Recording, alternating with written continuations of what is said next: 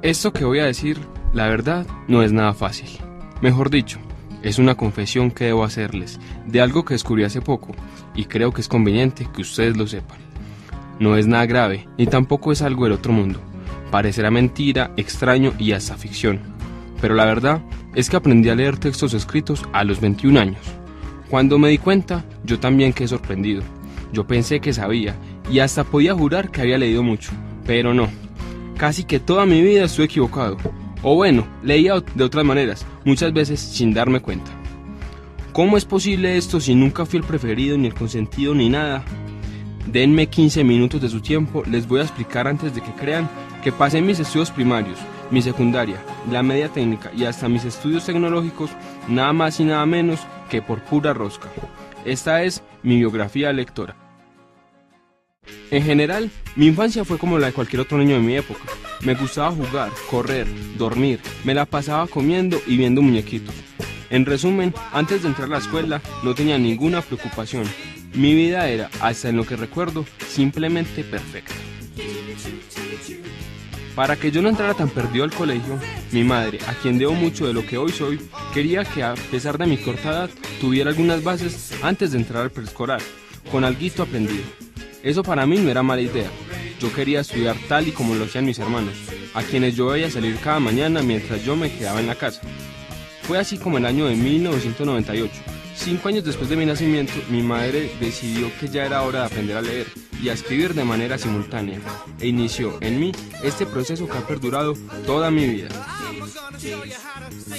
Para comenzar, ella empezó por mostrarme aquellos cuentos que en algún tiempo fueron de mis hermanos y que habían sido guardados para cuando llegara mi turno de leerlos.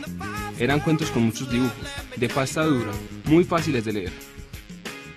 Recuerdo también que me llevaba a la biblioteca.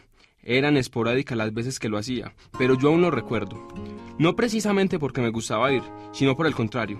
A pesar de que en muchas ocasiones ella me acompañaba y me leía, y el sentimiento era inefable, en otras, casi siempre la mayoría, ella me dejaba esperando, mientras iba a clases de peluquería, y el tiempo esperando se hacía cada vez más eterno.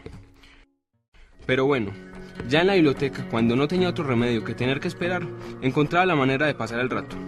Me gustaba fingir que leía. Me sentaba, cogía los cuentos que ya había escuchado antes, veía las imágenes y lo recreaba a mi manera, o como lo recordaba, o si nunca los había escuchado, los narraba como pensaba que debían ser. Y así les hacía creer a los demás que yo los leía. De hecho lo hacía, solo que sin darme cuenta que ya sabía hacerlo.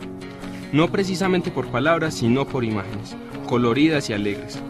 Comprendía cuentos por sus dibujos, y así, sin saber leer y sin saber qué leía, me la pasaba leyendo cuentos, revistas y en cuanto libro apareciera. En sus ratos libres, mi madre, con esfuerzo y paciencia, me enseñó a decodificar ese montón de símbolos extraños, garabatos y enredos que alguien, por alguna razón, decidió llamar letras, vinculando letras con sonidos, uniendo consonantes con vocales, formando sílabas, y sílabas con sílabas iba formando palabras, y palabras con palabras iba formando oraciones. Fue así como de a poquito empecé a conocer la lectura de textos escritos. Ya en la escuela, más precisamente en los grados preescolar y primero, yo me sentía tal y como un supergenio, solo que a diferencia de la bata de científico, debía tener puesto el uniforme del colegio. Suponía que todo lo que enseñaban no era nuevo para mí, y me basaban mis notas para alardear y presumir, diciendo que sabía leer y escribir a la perfección, cuando en realidad no sabía prácticamente nada. Ya en tercero y hasta quinto de primaria, conocí a la señora Beatriz Elena Arbeláez, una excelente persona y maestra de quien aprendí mucho. Era paciente y carismática, nos contaba muchas historias. No sé qué tan cierto eran, pero yo se las creía. Ella veía la escritura y la lectura de una manera muy diferente. Fue con ella con quien conocí la lectura por puro placer. Ya no leía para demostrar que sabía, o para alardear diciendo cuántas hojas era capaz de leer en determinado tiempo. Ya no importaba. Solo leía por gusto, por el más sincero deseo de descubrir otros mundos, por dejar escapar mi imaginación y volar con ella. Las calificaciones pasaron a ser plato de segunda mesa.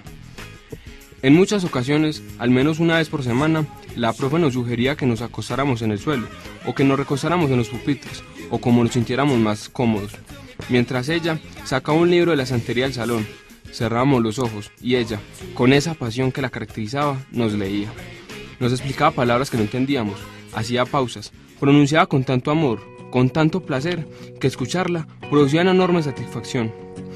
Así, si estábamos cansados o aburridos, sin ningún problema suspendíamos la lectura. No había un tiempo específico para leer, solamente sacábamos el rato. En muchas ocasiones nos daba la oportunidad de que nosotros leyéramos por nuestra propia cuenta, pero no pasaba el mismo efecto. Me distraía muy fácil y no entendía lo que leía, tal vez por pereza de leer o por el gusto de escucharla, pero sin duda alguna prefería dejar que ella lo hiciera. Nos leía cuentos como El túnel y libros como Platero y yo, entre otros. Y nosotros, atentos como águilas que buscan su presa, escuchábamos. Nos dejamos llevar por las palabras, nos adentramos tanto en las lecturas que recuerdo que llegamos a llorar cuando Platero murió. Fue tan duro escuchar eso que nos parecía injusta su muerte. Luego entré a la secundaria. Tenía que dejar de lado mi infancia para convertirme en un preadolescente y básicamente seguí sin saber leer textos escritos. Fue ahí donde conocí a la profesora Gloria.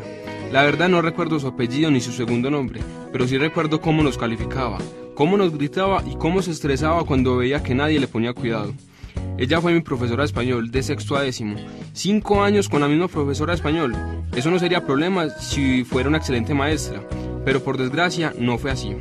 Todo lo que había construido sobre la lectura por gusto y por placer con la profesora Beatriz básicamente se perdió. Ya había que darle importancia a las calificaciones. Ya había que demostrar que tanto habíamos leído. Para que ella confirmara si leíamos, nos hacía preguntas como ¿qué acción cumplían los personajes? ¿Y qué pasaba en tal capítulo? Y así por el estilo.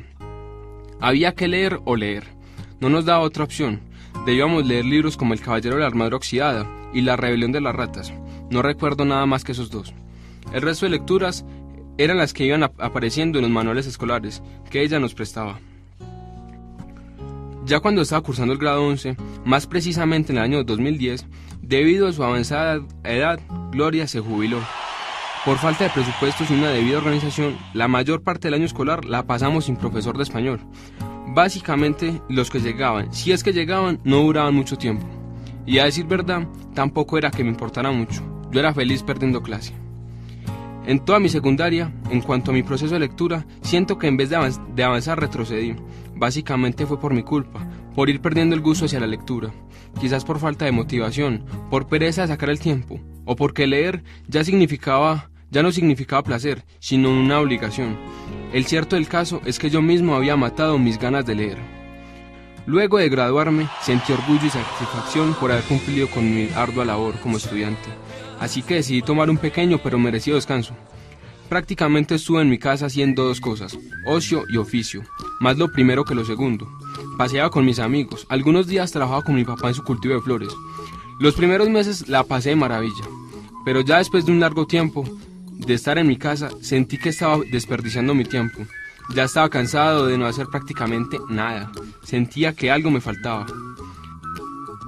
Desde que me gradué, siempre tuve la idea de seguir estudiando, pero por desgracia no encontraba una carrera que me llamara del todo la atención, ni una universidad accesible a mi situación económica.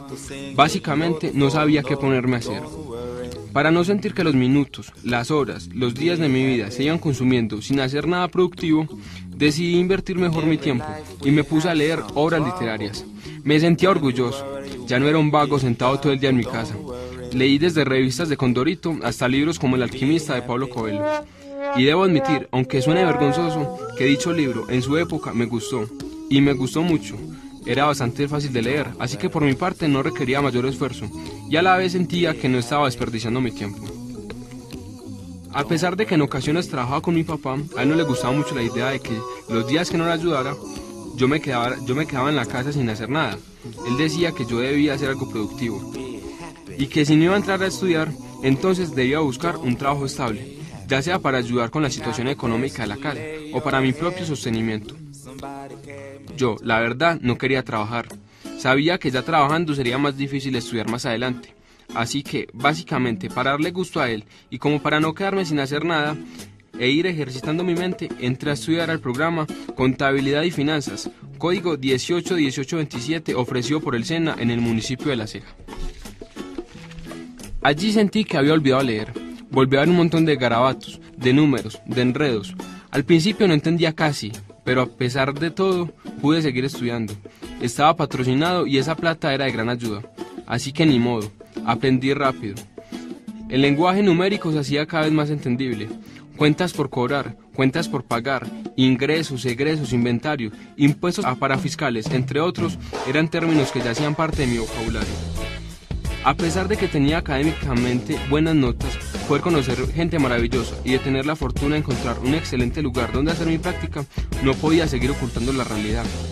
No era feliz trabajando en el departamento de contabilidad de ninguna empresa, por buena que fuera. No voy a negar que aprendí muchas cosas que antes no sabía, pero no hacía mi labor con total satisfacción. No sentía ninguna plenitud, solo cumplía por cumplir y nada más. Así, entre un mundo de consecuencias para pensar y sabiendo el esfuerzo que me costó aprender, decidí renunciar. Renuncié más que a solo un trabajo. Renuncié a mi estilo de vida, a mis compañeros de trabajo, a mis estudios y a poder tener mi propia estabilidad económica para presentarme a la Universidad de Antioquia. Abriría una carrera que me había llamado mucho la atención, así que había que correr el riesgo. Sabía de lo duro que era pasar a la universidad, y todavía. Así que, por mi propia cuenta, me esforcé lo suficiente para presentar el examen de admisión. No tenía otra opción que poner todo de mí.